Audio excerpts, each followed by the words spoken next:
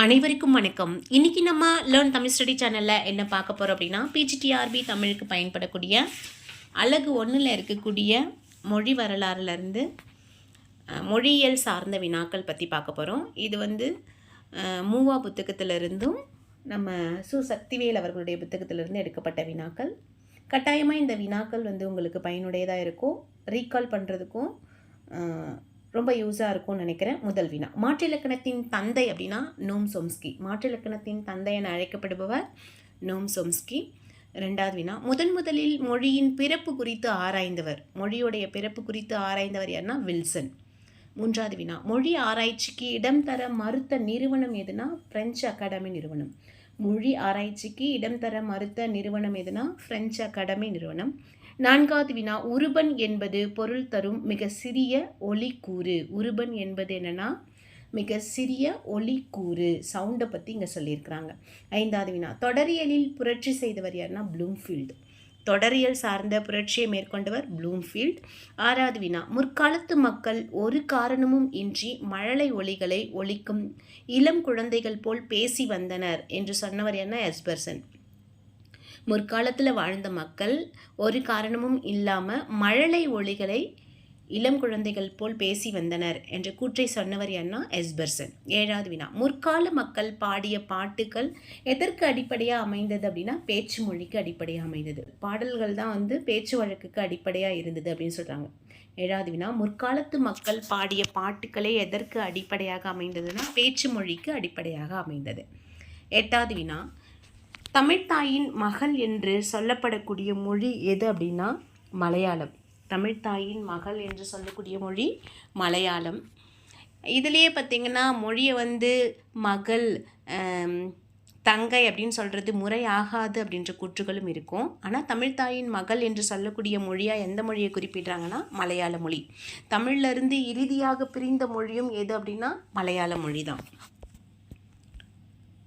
ஒன்பதாவது வினா, தமிழ்நாட்டில் தெலுங்கு பெயருக்கு வழங்கும் வேறு பெயர் என்னென்னா வடுகு. தெலுங்கர்களை எப்படி அழைப்பாங்க அப்படின்னா வடுகர் என்ற பெயரால் அழைப்பாங்க. அப்போ தமிழ்நாட்டில் தெலுங்கு பெயருக்கு வேறு பெயர் என்னென்னா வடுகு. நாயக்கர் குடியிலிருந்து வந்தவர்களை எவ்வாறு அழைத்தனர் இல்லை அழைக்கப்பட்டனர் அப்படின்னா வடுகர் என்ற பெயரால் அழைக்கப்பட்டனர். நாயக்கர் குடியிலிருந்து வந்தவர்களை எவ்வாறு அழைத்தனர்? வடுகர் என்ற பெயரால் அழைத்தனர். 11வது வினா, இக்கால மொழியியல் நூலின் ஆசிரியர் யாருன்னா முத்து சண்முகம். இக்கால மொழியியல் நூலின் ஆசிரியர் முத்து சண்முகம். 12வது வினா, கூயு மொழி எம்மாநிலத்தில் பேசப்படுகிறது அப்படின்னா ஒரிசா மாநிலம். கூயு மொழி எந்த மாநிலத்தில் பேசப்படுகிறதுனா ஒரிசா. 13வது வினா, தென்னிந்திய மொழிகளை குறிக்க ஆந்திர திராவிட பாஷா என்ற சொல்லை பயன்படுத்தியவர் யாருன்னா குமரிலப்பட்டர். தென்னிந்திய மொழிகளை குறிக்கிறதுக்காக ஆந்திர திராவிட பாஷா என்ற சொல்லை பயன்படுத்தினவர் குமரிலப்பட்டர். இந்தியாவின் வெளியே மட்டும் பேசக்கூடிய திராவிட மொழி எதுனா பிராகுயி மொழி. இந்தியாவுக்கும் வெளியிலும் பேசக்கூடிய திராவிட மொழிகளில் ஒன்று பிராகுயி மொழி. 15வது வினா, வெங்காயம் என்பதை குறிக்கும் உள்ளி என்பது எவ்வகை சொல் அப்படின்னா திசை சொல். ஒரு சில இடங்களில் மட்டும் பேசக்கூடியது. வெங்காயம் என்பதை குறிக்க உள்ளி என்பது பயன்படுத்தப்படுது. இது எவ்வகை சொல் அப்படின்னா திசை சொல். 16வது வினா, மக்கள் தம் அறிவால் உணர்ந்த பொருளுக்கு சொற்களை உருவாக்குவது பண்புமொழி என்று கூறியவர் யாருன்னா மார்க்ஸ் முல்லர். மக்கள் தம்முடைய அறிவால் உணர்ந்த பொருளுக்கு சொற்களை உருவாக்குவது பண்புமொழி என்று கூறியவர் யாருன்னா மார்க்ஸ் முல்லர். 17வது வினா, பண்புமொழி கொள்கை எல்லாவற்றையும் தெளிவற்று கிடப்பதால் ஒன்றையும் விளக்காது பயனற்று போகுது அப்படின்னு சொன்னவர் யாருன்னா பில்ஸ்பரி. பண்புமொழி கொள்கை எல்லாவற்றையும் தெளிவற்று கிடப்பதால், எல்லாவற்றிலுமே தெளிவற்று கிடப்பதால் ஒன்றையும் விளக்காது பயனற்று போகும் அப்படின்னு சொன்னவர் யாருன்னா பில்ஸ்பரி. 18வது வினா, சீனா, ஜப்பான், ஜாவா முதலிய தீவுகளில் வாழும் மக்கள் எந்த இனத்தை சார்ந்தவர்கள் அப்படின்னா மங்கோலிய இனத்தை சார்ந்தவர்கள். சீனா, ஜப்பான், ஜாவா போன்ற பகுதியில் வாழக்கூடிய மக்கள் எந்த இனத்தை சார்ந்தவர்கள் அப்படின்னா மங்கோலிய இனத்து மக்கள் அப்படின்னு அழைக்கப்படுறாங்க. இவங்க பார்த்திங்கன்னா சப்பை மூக்கு உடையவங்களாக இருப்பாங்க, நீண்ட தலைமையுடையவங்களாக இருப்பாங்க. இப்படிப்பட்ட மக்களை மங்கோலிய இனத்து மக்கள் அப்படின்னு சொல்கிறாங்க. 19வது வினா, ஆப்பிரிக்க மக்களை எவ்வாறு அழைப்பர் அப்படின்னா நீக்ரோ அப்படின்ற பெயரால் அழைக்கிறாங்க. ஆப்பிரிக்க மக்களை எவ்வாறு அழைப்பர்? நீக்ரோ. 20வது வினா, விளக்க மொழியுடைய தந்தை யாருன்னா ப்ளூம்ஃபீல்டு. விளக்க மொழியினுடைய தந்தை ப்ளூம்ஃபீல்ட். 21வது வினா, திராவிடர்கள் வெளிநாட்டிலிருந்து இந்தியாவிற்கு வரவில்லை, அவர்கள் இந்திய நாட்டின் பழங்குடிகள் அப்படின்னு சொன்னவங்க கிரியர்சன். திராவிட மக்கள் வெளிநாட்டில் இருந்து வரவில்லை, அவர்கள் இந்திய நாட்டின் பழங்குடிகள் அப்படின்னு சொன்னவர் கிரியர்சன். 22வது வினா, வந்த ஆரியர்களை விட இருந்த திராவிடர்கள் எவ்வகையிலும் தாழ்ந்தவர்கள் அல்ல என்று கூறியவர் யாருன்னா தாகூர். வந்த ஆரிய மக்களை விட இங்கேயே இருக்கக்கூடிய திராவிட மக்கள் எந்த வகையிலும் தாழ்ந்தவர்கள் இல்லை அப்படின்னு சொன்னவர் தாகூர். 23வது வினா, பல்லவர்களின் மொழி என்று அழைக்கப்படுவது எது அப்படின்னா பிராகிருத மொழி. பல்லவர்களுடைய மொழி பிராகிருத மொழி. 24வது வினா, ஆண் பெண் அலி என்ற பால் பாகுபாடு எதில் உள்ளதுன்னா ஆரிய மொழியில் உண்டு. ஆண் பால் பெண் பால் அலிப்பால் என்ற பாகுபாடு எந்த மொழியில் இருக்குது அப்படின்னா ஆரிய மொழியில் இருக்குது. 25வது வினா, திராவிட மொழிகளின் ஒப்பியல் ஆய்வின் தந்தை என போற்றப்படுபவர் யாருன்னா கால்டுவெல். திராவிட மொழிகளின் ஒப்பியல் ஆய்வின் தந்தை என போற்றப்படுபவர் கால்டுவெல். 26வது வினா, தமிழில் மொழியியலை அறிமுகம் செய்து வைத்தவர் யாருன்னா தேப்போ மீனாட்சி சுந்தரனார்.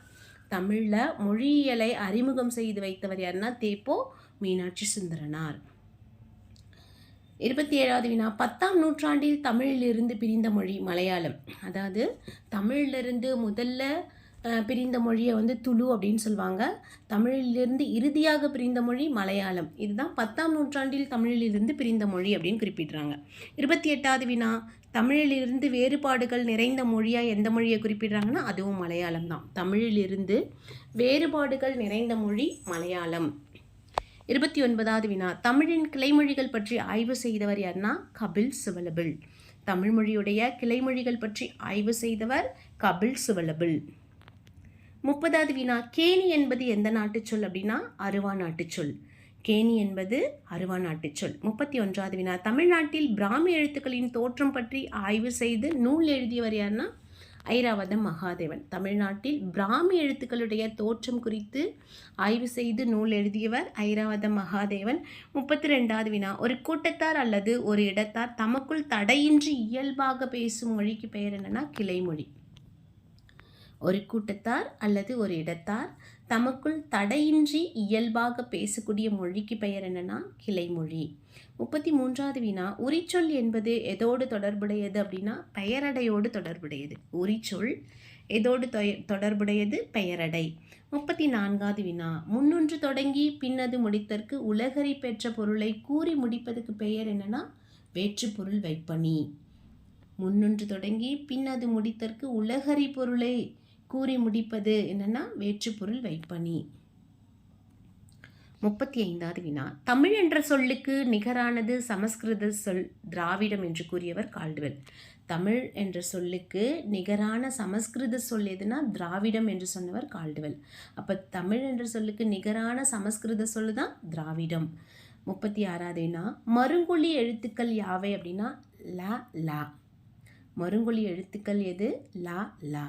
37வது வினா, உயிர் முக்கோணம் என்று குறிப்பிடக்கூடிய அடிப்படை உயிர்கள் என்னன்னா ஆ இ உ.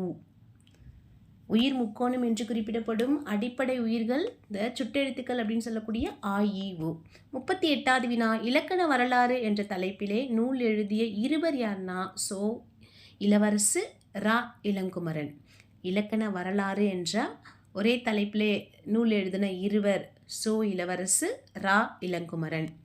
39வது வினா, திருந்திய மொழிகளில் ஒன்று எதுனா துளு. இந்த துளு மொழியை பார்த்திங்கன்னா இந்த துளு குடகு இதெல்லாம் பார்த்திங்கன்னா இலக்கண வழக்கு அற்ற மொழிகள், ஆனால் இன்னும் பலராலும் பேசப்படுது அப்படின்னு சொல்கிறாங்க. 40வது வினா, திருந்தாத மொழிகளில் ஒன்று அப்படின்னா கோண்டு. திருந்தாத மொழிகளில் ஒன்று கோண்டு. 41வது வினா, தனிநிலை என்று குறிக்கப்படுவது என்ன அப்படின்னா ஆயுதம். தனிநிலை என்று அழைக்கப்படக்கூடிய மொழி ஆயுதம். 42வது வினா, கல்வெட்டுக்களில் எவ்வெழுத்து அதிகமாக கையாளப்பட்டுள்ளதுன்னா வட்டெழுத்து. கல்வெட்டுக்களில் எவ்வெழுத்து அதிகமாக கையாளப்பட்டிருக்கு வட்டெழுத்து. 43வது வினா, தமிழ் மொழியை அரவம் என்று அழைக்கும் மக்கள் யாருன்னா தெலுங்கர். தமிழ் மொழியை அரவம் என்று அழைக்கக்கூடிய மக்கள் தெலுங்கர். 44வது வினா, தமிழில் மலையாளம் வழக்கற்று போகக்கூடிய இடம் எதுனா திருவனந்தபுரம். தமிழால மலையாளம் வழக்கற்று போகக்கூடிய இடம் திருவனந்தபுரம். 45வது வினா, மேற்கு தொடர்ச்சி மலை மேற்கில் மலபார் கடற்கரை நெடுகிலும் பேசக்கூடிய மொழி மலையாளம். மேற்கு தொடர்ச்சி மலை, அதுக்கப்புறம் மேற்கில் மலபார் கடற்கரை நெடுகிலுமே பேசக்கூடிய மொழி மலையாளம். 46வது வினா, மலையாள நாட்டை குறிக்கும் சமஸ்கிருத பொதுப்பெயர் என்னன்னா கேரள. மலையாள நாட்டை குறிக்கும் சமஸ்கிருத பொதுப்பெயர் கேரள. 47வது வினா, திராவிட மொழிகளின் வேறு சொல் அகராதியை எழுதினவங்க யாருன்னா எமனோ பர்ரோ. திராவிட மொழிகளுடைய வேறு சொல் அகராதி எழுதியவர்கள் எமனோ பர்ரோ. 48வது வினா, பிளினி ஆந்திரர்களை எவ்வாறு அழைக்கிறார் அப்படின்னா ஆற்றல் மிக்கவர் அப்படின்ற பெயரால் அழைக்கிறார். பிளினி ஆந்திரர்களை எவ்வாறு அழைக்கிறார்? ஆற்றல் மிக்கவர். 49வது வினா, திராவிட மக்களின் குடிப்பெயர் இயல்பில் முதலிடம் பெறுபவர்கள் யாருன்னா தெலுங்கர். திராவிட மக்களின் குடிப்பெயர் இயல்பில் முதலிடம் பெறுபவர்கள் தெலுங்கர். 50வது வினா, நீலகிரி மலையில் வாழும் படகர் பெரும்பாலும் பேசக்கூடிய மொழி பழங்கன்னடம். நீலகிரி மலையில் வாழக்கூடிய படகர் பெரும்பாலும் பேசக்கூடிய மொழி என்னன்னா பழங்கன்னடம். அப்போ இந்த பகுதியில் பார்த்திங்கன்னா நம்ம மொழியியல் தொடர்பான 50 வினாக்கள் பார்த்தோம். கட்டாயமாக இந்த வினாக்கள் உங்களுக்கு பயனுடையதாக இருக்கும். ஏற்கனவே படிச்சிருந்தாலும் அதை ரீகால் பண்ணுறதுக்கும் யூஸ்ஃபுல்லாக இருக்கும் அப்படின்னு நினைக்கிறேன். நன்றி, வணக்கம். தொடர்ந்து நம்ம லேர்ன் தமிழ் ஸ்டடி சேனலோடு இணைந்திருப்போம். மீண்டும் அடுத்த பதிவில் சந்திப்போம். நன்றி.